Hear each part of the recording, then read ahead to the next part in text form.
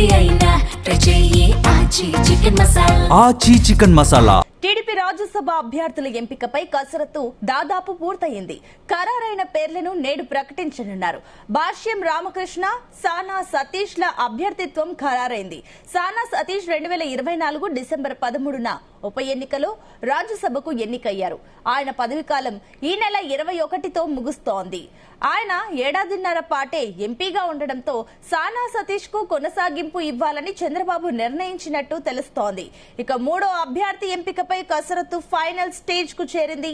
మూడో స్థానం కోసం బీసీ సామాజిక వర్గం నుంచి చింతకాయల విజయ్, ఎస్సీ మాదిక సామాజిక వర్గం నుంచి సీనియర్ నాయకుడు వర్ల రామయ్య పేర్లు పరిశీలనలో ఉన్నాయి. ఇక గతంలో రాజ్యసభ సీటు వచ్చినట్టే వచ్చి వర్ల రామయ్యకు దక్కలేదు. ఈ సానుభూతి వర్కౌట్ అయితే ఆయన పేరు దాదాపు ఖరారయ్యే అవకాశాలు కనిపిస్తున్నాయి.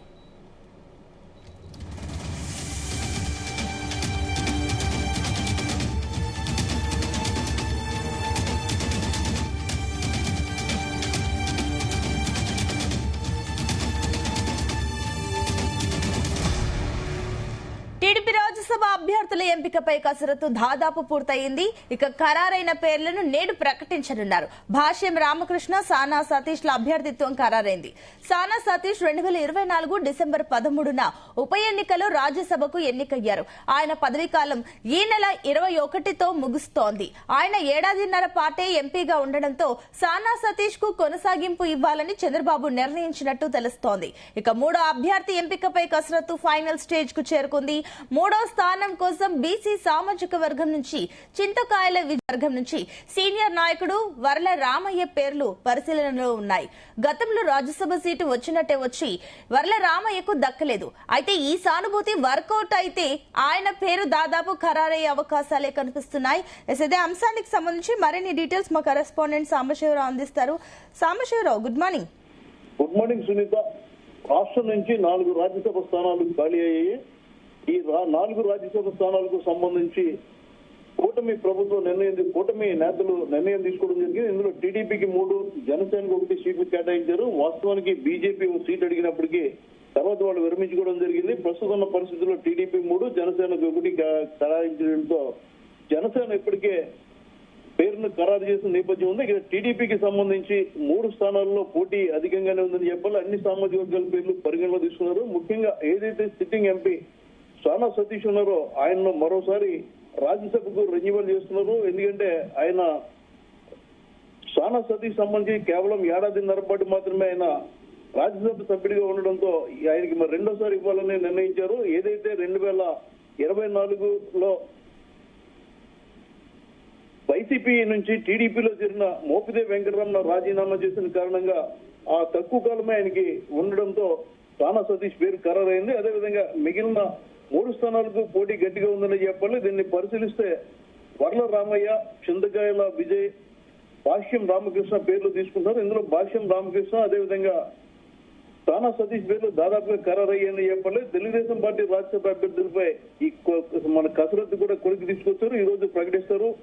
దాదాపుగా ఈ రోజే నామినేషన్ వేసే అవకాశం ఉంది. ఎందుకంటే రేపు ఆదివారం సెలవు కాబట్టి నామినేషన్ తీసుకోరు. ఇక సోమవారం ఆఖరి తేదీ ముహూర్తం బాగోలేదని అభ్యర్థులు చెప్తున్నారు. దీంతో ఈ రోజు పేర్లు ఖరారు చేసి వాళ్ళు నామినేషన్ వేసే అవకాశం ఉంది. ఇక సానా సతీష్, భాషా రామకృష్ణ తర్వాత 3వ అభ్యర్థి ఎంపికపై తుది కసరత్తు జరగాల్సి ఉంది. ఎస్సీ లేదా బీసీ నుంచి ఒకరికి అవకాశం దక్కనుంది. భాష్యం విద్యా సంస్థల అధినేత రామకృష్ణ రాజ్యసభ పంపాలని సీఎం ముందుగానే నిర్ణయించారు. ఆయన పార్టీని అంటిపెట్టుకుని ఉన్నారు. అన్ని విధాల అండదండలు అందించడంతో రామకృష్ణ అభ్యర్థిత్వంపై చంద్రబాబు ముందు నుంచి కూడా సానుకూలంగానే ఉన్నారు.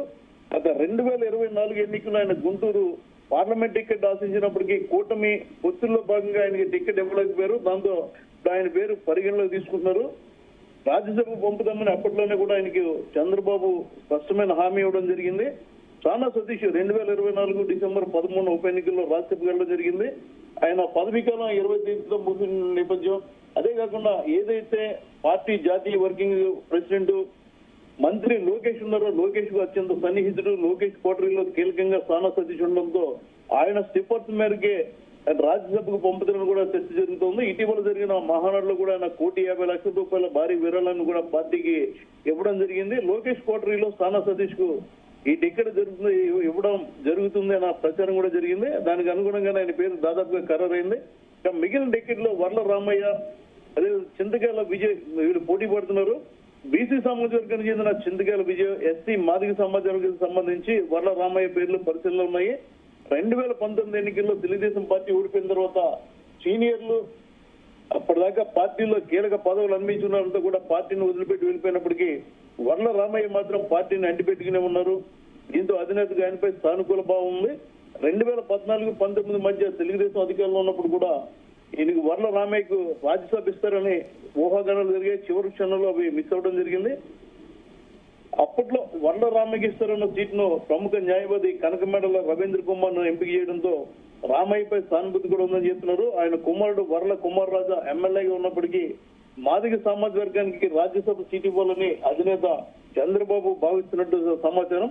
బీసీలకు ఇవ్వాలంటే మాత్రం చింతకాయల విజయాన్ని ఎంపిక చేసే అవకాశం ఉంది. విజయ్ తండ్రి చింతకాయల అయ్యన్న పాత్రుడు పార్టీ ఆవిర్భావం నుంచి పనిచేస్తున్నారు.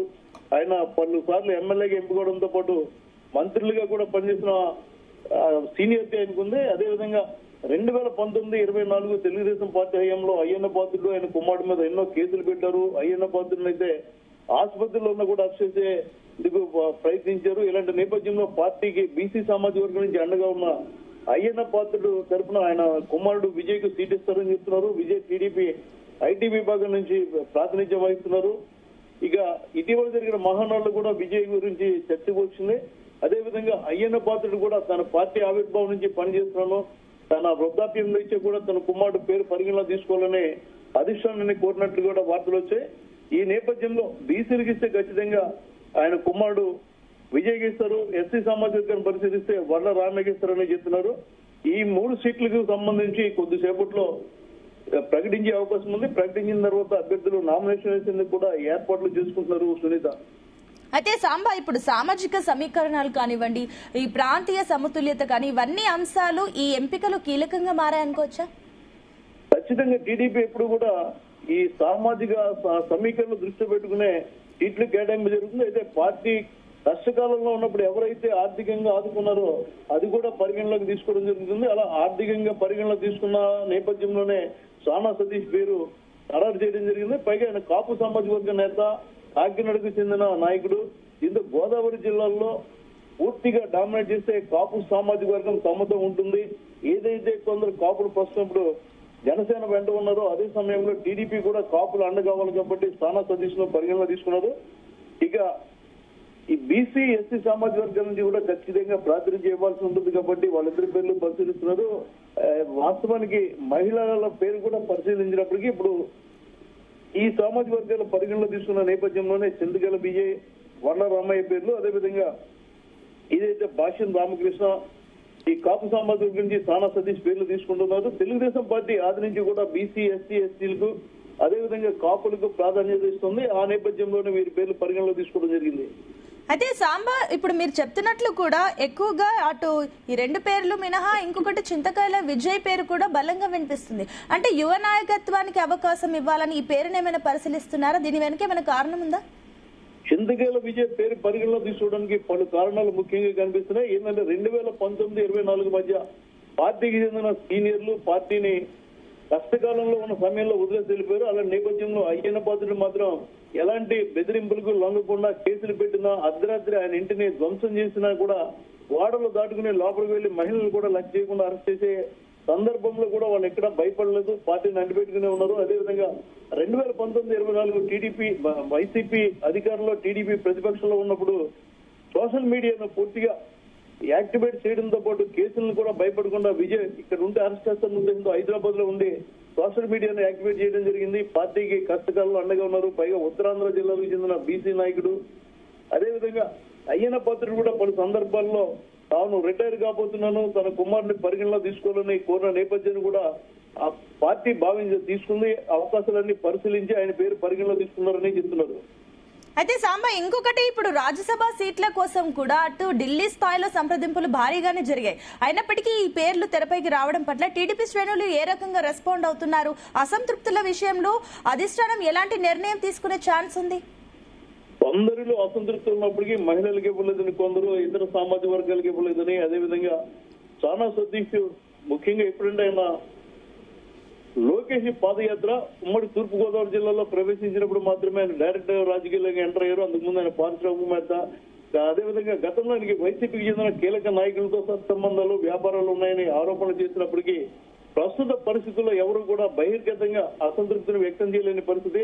ఎందుకంటే టీడీపీ, బీజేపీ, జనసేన కూటమి చాలా బలంగా ఉంది. 2029 కూడా కూటమి కలిసే వెళ్తుందని పవన్ కళ్యాణ్, చంద్రబాబు కూడా సంకేతాలు ఇస్తున్నారు. కాబట్టి ఈ సమయంలో అసంతృప్తి ఉన్నప్పటికీ ఎవరికి కూడా దాన్ని బయటికి పెట్టలేని పరిస్థితి. ఎందుకంటే చర్యలు తీసుకుంటే రేపు పొద్దున భవిష్యత్తు పాడవుతున్న ఉద్దేశంతో ఎవరు కూడా పెదవి ఇవ్వడం లేదు. కానీ మహిళలు అడుగుతున్నారు. అదేవిధంగా గోదావరి జిల్లాల నుంచి కూడా అడుగుతున్నది ఏంటంటే బీసీ సమాజానికి సంబంధించి పార్టీకి చెందిన సీనియర్ నాయకుడు, ఆవిర్భావం నుంచి ఉన్న మాజీ స్పీకరు, మాజీ ఆర్థిక శాఖ మంత్రి, అదేవిధంగా మాజీ ఎమ్మెల్సీ యనమల రామకృష్ణుడు తీవ్ర స్థాయిలో ప్రయత్నాలు చేశారు. ఖచ్చితంగా ఆయనకు అవకాశం వస్తుందని కూడా భావించారు. ఇటీవల 4 రోజుల క్రితం ఈ నెల 1వ తేదీన ముఖ్యమంత్రి చంద్రబాబు కావాలని పని కట్టుకునే తుని నియోజకవర్గంలో ఈ సమావేశాన్ని ఏర్పాటు చేసి అక్కడికి వెళ్ళినప్పుడు రామకృష్ణతో చర్చించిన తర్వాత ఆయన బొద్దుగించారని కూడా చెప్తున్నారు. అందుకోసమే రామకృష్ణతో మాట్లాడేందుకే చంద్రబాబు ప్రజావేదిక కార్యక్రమం కూడా ఏర్పాటు చేయడం జరిగిందన్నారు. అదేవిధంగా ఇదే కాకినాడ జిల్లాకు సంబంధించి సీనియర్ నాయకుడు, 5 సార్లు ఎమ్మెల్యేగా, 1 సారి ఎమ్మెల్సీగా, 2 సార్లు మంత్రిగా పనిచేసిన కాపు నేత, నీతి నిజాయితీ గల రాజకీయాలు నడిపించారని, సైకిల్ పై తిరుగుతారని పేరున్న చిక్కల రామచంద్రరావు పేరు కూడా పరిగణలో తీసుకోవడం జరిగింది. ఆయన కూడా స్వయంగా చంద్రబాబును కలిసి తన అభ్యర్థిత్వాన్ని పరిశీలించాలి, కష్టకాలంలో పార్టీని అంటిపెట్టుకుని ఉన్నాను. ఏదైతే కోనసీమ అంబేద్కర్ జిల్లాకు సంబంధించి రామచంద్రపురం నియోజకవర్గంలో తోట త్రిమూర్తులపై టీడీపీ నుంచి పోటీ చేసే అభ్యర్థి లేనప్పుడు తాను వలస వెళ్లి పోటీ చేస్తాను, తన పేరు పరిగణలో తీసుకొని కోరడం జరిగింది. ఇంతమంది ఒత్తిడి తెచ్చినప్పటికీ మీరు చెప్పినట్టుగా ఢిల్లీ స్థాయిలో కూడా కొందరు పైరవి పార్టీ కూడా ఎక్కడ లంగకుండా నిబద్ధతకు, అదేవిధంగా పారదర్శకతకు పీట వేస్తూ ఎవరైతే సీనియర్లు టికెట్లు ఆశించారో వారితో చంద్రబాబు నేరుగా మాట్లాడి వారందరికీ సర్ది చెప్పి ఈ పేర్లు పరిగణలో తీసుకోవడం జరిగింది. సాంబాయిక ఫైనల్ గా అటు కూటమి ప్రభుత్వంలో అన్ని పార్టీలకు సంబంధించి అటు టీడీపీ, జనసేన, బీజేపీ ఇవన్నిటికి సంబంధించి సీట్ల సర్దుబాటు ఎలాంటి విభేదాలు లేకుండానే సజావుగా సాగిపోయాయనుకోవచ్చా? ఖచ్చితంగా సాగిపోయినా చెప్పాలి. ఎందుకంటే ఒక విధంగా అధిష్టానాన్ని ధిక్కరించలేని పరిస్థితి. అధిష్టానం కూడా చాలా స్పష్టంగా తమ అభిప్రాయాలు చెప్పడం జరిగింది. ఏదైతే జనసేనకు సీటు కేటాయించారో లింగమనేని రమేష్, అదేవిధంగా లింగమనేని రమేష్ సంబంధించి కూడా జనసైనికులు గతంలో ఆరోపణ చేయడం జరిగింది. పూర్తిగా ఇటు లింగమనేని రమేష్, అటు నాదెండ్ల మనోహర్ కి ప్రాధాన్యత వేస్తున్నారు, కాపులను అణగదొక్కేస్తారు అని చెప్పి కొంతమంది రాజీనామా చేసి కూడా బయటకు వచ్చారు. ఇటీవల పార్టీ అధినేత పవన్ కళ్యాణ్ సమావేశంలో చాలా స్పష్టంగా చెప్పడం జరిగింది. లింగమనేని రమేష్ కష్టకాలంలో నా వెంట ఉన్నారు, కేవలం కాపులకే జనసేన అన్న పరిస్థితుల్లో కూడా నా వెంట ఉన్నారు, కష్టకాలంలో పార్టీని ఆదుకున్నారు, పార్టీకి పెద్ద దిగ్గా ఉన్నారు.